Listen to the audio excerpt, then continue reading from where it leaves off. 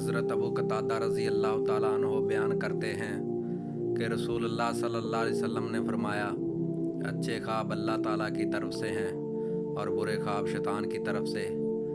जब तुम में से कोई पसंदीदा चीज़ देखे तो वो उसका इजहार उसी से करे जिसे वो पसंद करता है, और अगर कोई नापसंदीदा ख्वाब देखे तो वो उसके शर से और शैतान के शर से अल्लाह की पनाह तलब करे और 3 बार धुतकारे और उसके मुतल्लिक़ किसी से बात ना करे।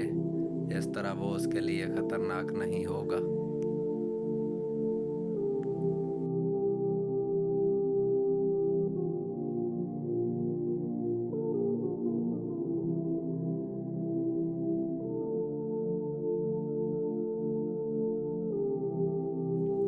हज़रत अनस रज़ी अल्लाह ताला अन्हु से रवायत है कि रसूलुल्लाह सल्लल्लाहु अलैहि वसल्लम ने फरमाया, नेक आदमी का ख्वाब नबूवत का 46वां हिस्सा है।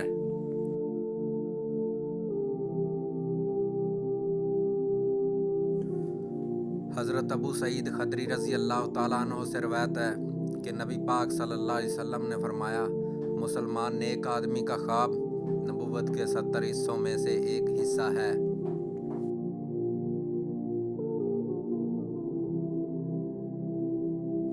हज़रत उम्मे कुर्ज़ काबिया रज़ी अल्लाह ताला अन्हा से रवायत है कि रसूलुल्लाह सल्लल्लाहु अलैहि वसल्लम ने फरमाया, नबूवत ख़त्म हो गई और खुशखबरी देने वाली चीज़ें रह गईं, यानी सच्चे ख्वाब बाकी हैं।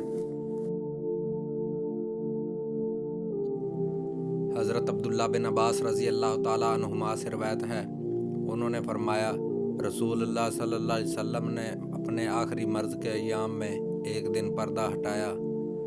जब लोग हज़रत अबू बकर सिद्दीक़ के पीछे सफ़े बांधे हुए नमाज़ पढ़ रहे थे, आप सल्लल्लाहु अलैहि वसल्लम ने फरमाया, लोगों, नबूवत की खुशखबरी देने वाली चीज़ों में सिर्फ नेक ख्वाब बाकी हैं जिसे कोई मुसलमान देखता है या उसके लिए किसी को दिखाया जाता है।